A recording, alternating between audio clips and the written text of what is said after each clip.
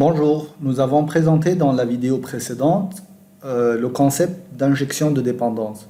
Par contre, ce qu'on n'a pas mentionné, c'est que Angular utilise un aspect hiérarchique de l'injection de dépendance. C'est-à-dire, si on regarde ce schéma-là, on va comprendre en fait comment ça se passe. En fait, Angular crée un arbre d'injecteurs qui va être parallèle à l'arbre de composants créé automatiquement par Angular. Donc, automatiquement, Angular va exécuter l'algorithme suivant. Supposons qu'on veut injecter un service dans un composant. La première chose que va faire Angular, c'est de vérifier si ce service est injecté au niveau du composant lui-même. Si c'est le cas, automatiquement, il va l'injecter. Sinon, il va aller vérifier dans le composant. Si à ce niveau-là, il y a l'injection du service en question. Si ce n'est pas le cas, il va remonter encore une fois vers le composant parent et il va vérifier. Si c'est le cas, il l'injecte et ainsi de suite. Donc, il va boucler en fait à chaque fois jusqu'à arriver à l'app component qui est votre composant, qui est la racine de votre arbre. S'il ne le trouve pas à ce niveau-là, c'est que le service n'a été injecté nulle part. Ceci nous ramène à quoi? Ceci nous ramène à certaines conclusions. Donc, si on peut injecter, on peut provider plutôt un service dans plusieurs endroits. Alors que nous avons vu juste qu'on pouvait le faire un provider au niveau en utilisant la propriété provided in de votre annotation injectable ou bien au niveau du module. En effet, on peut même provider un service au niveau d'un composant. Ce qui fait qu'on peut provider le même service plusieurs fois. La chose qu'il faut savoir, c'est que lorsque vous faites de l'injection de dépendance, une seule instance est créée. C'est-à-dire que si vous providez votre service une seule fois, c'est la même instance qui va être consommée par l'ensemble des consommateurs de votre service. Donc le service, il va être créé une seule fois et il va injecter à la demande. D'autre part, si vous providez le service plusieurs fois, c'est toujours le service qui est le plus spécifique, donc qui est providé le plus proche de votre composant, qui va être celui qui va être consommé. On va montrer ça par un exemple.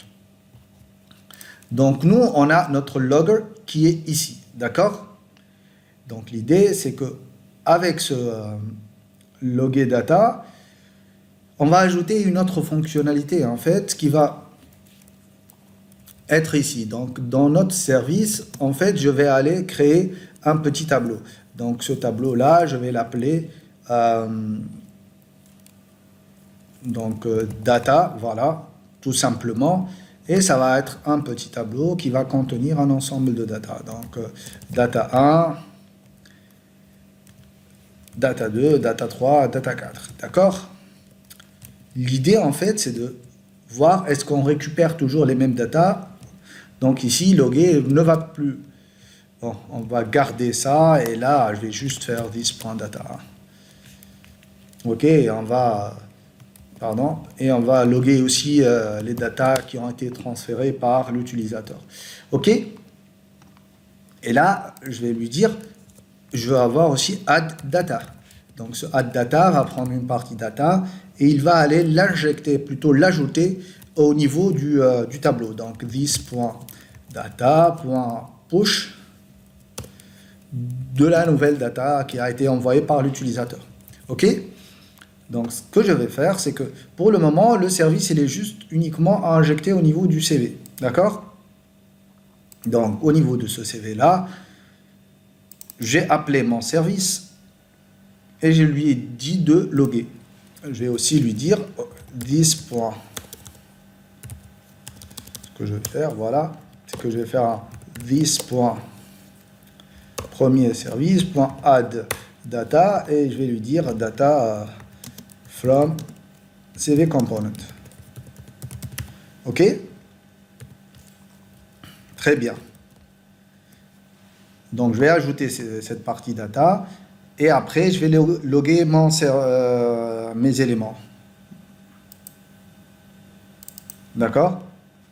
Là, elle va faire quoi? Elle va loguer la partie personne et elle va loguer le tableau data qui se trouve dans mon service. Donc, on va vérifier si ça marche ou pas. Très bien, donc elle va loguer les 3 personnes et après elle va ajouter la partie data from CV component et elle va l'afficher. Donc data from CV component a été ajouté à l'ensemble de mes données. Ok, très bien. Maintenant ce que je vais faire, c'est que je vais aussi appeler au niveau du app component.html un autre service. Par exemple, je vais aller appeler le app color, voilà, tout simplement. Et je vais aller au niveau de ce app color là. Donc, je vais aller injecter mon service. Donc, private, premier service de type premier service. Voilà. Et là, je vais dire qu'en cliquant sur un bouton, je vais loguer mes data. Voilà. Et cette méthode-là, qu'est-ce qu'elle fait? Bah, tout simplement, elle va aller appeler ce premier service-là et elle va lui dire de loguer les data. D'accord? Donc, test, voilà. Fais ce que tu veux, tu vas loguer les deux. Bon, très bien. Maintenant, je vais aller au niveau du... attendez, je vais juste appeler ça. Voilà. Je vais aller au niveau de ce color component.html, ajouter un petit bouton et dire que au clic sur ce bouton là, log data, bah tu vas m'afficher mes data. Donc ok, donc au clic tu vas me loguer mes data, tout simplement. Ok. Donc pour voir est-ce qu'on travaille réellement sur la même instance, c'est très simple. Logiquement, si on travaille sur 2 instances différentes du premier service, lorsque je vais loguer les datas, je ne vais pas voir cette partie-là. Sauf que là, en appuyant sur loguer data, eh ben, j'ai la data from CV component. Ceci montre que, en fait, la partie data a été... les deux travaillent sur le même service. Donc là, on a prouvé qu'on a une seule instance du service. Maintenant, ce que je vais faire, c'est autre chose. Je vais aller au niveau de ma formation, au niveau du color component.ts et je vais aller ajouter une troisième propriété qui va être provider. OK? Et dans ce provider-là, je vais lui dire, bah, tu vas me provider mon premier service. Et donc là, si le fait de provider un service au niveau d'un composant et en appliquant l'algorithme que nous avons mentionné, logiquement, on devra avoir une autre instance. Pas l'instance utilisée par le CV component. Donc, on doit avoir un affichage maintenant différent. On va voir tout ça. On va venir ici. Voilà. En loguant mes data, on remarque qu'on n'a pas cet élément-là. Donc, si on regarde avec Augury, eh ben, l'explication, elle est toute simple. Qu'est-ce qui s'est passé ici? Eh ben, tout simplement, lorsque j'ai injecté le service au niveau du color component, lorsque le color component est allé chercher, est-ce qu'il y a un service, premier service providé à ce niveau-là? Tout simplement, il a trouvé que ce service-là, il existe. Donc, on peut aller dans ce service-là. Ça, c'est le service qui se trouve dans le CV component. Vous voyez, il contient les 5 éléments. Par contre, en allant dans color component, en fait, on a un premier service, mais qui ne contient que les 4 data. Parce que lui, il a providé une autre instance. Donc, ce qui fait que cette instance-là, elle diffère de l'instance qui se trouve au niveau de la déclaration générale, donc de la déclaration qui a été providée au niveau du app module. Donc, plus le service est providé à l'intérieur de la hiérarchie, plus il est prioritaire pour le composant qu'il a providé et l'ensemble de ses fils. D'accord? Donc, ça montre en fait que ce schéma-là, bah, il fonctionne. Donc, ici, dans notre cas, dès le départ, lorsqu'on a injecté un service dans un composant, dès le départ, en fait, il a vérifié est-ce qu'il a une injection à ce niveau-là. Il a trouvé au niveau du color component, donc il a récupéré ce service-là. Par contre, Pour le CV component, il a vérifié au niveau du CV, il ne l'a pas trouvé. Alors il est monté voir le pair qui est le app component. Il a trouvé une instance et il l'a utilisé.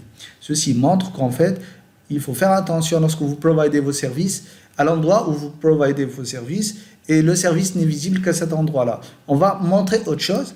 En fait, si on va au niveau de notre service qui est le premier service, et qu'on enlève ce provided in, et ben automatiquement, qu'est-ce qui va se passer? Le service qui est le CV component ne va plus reconnaître ce service-là. Et donc là, on va avoir une erreur. Donc vous voyez ici, il nous dit qu'il ne comprend pas le CV component n'arrive pas à trouver le app service. Par contre, si on revient ici et qu'on va au niveau du app module, plutôt app component.html, pardon, et qu'on commente le app CV, le problème ne se présente plus. Pourquoi? Parce que le app caller, il a son provider à lui qui est au niveau du composant lui-même. Et là, on a cette partie data qu'on vient de loguer. Voilà.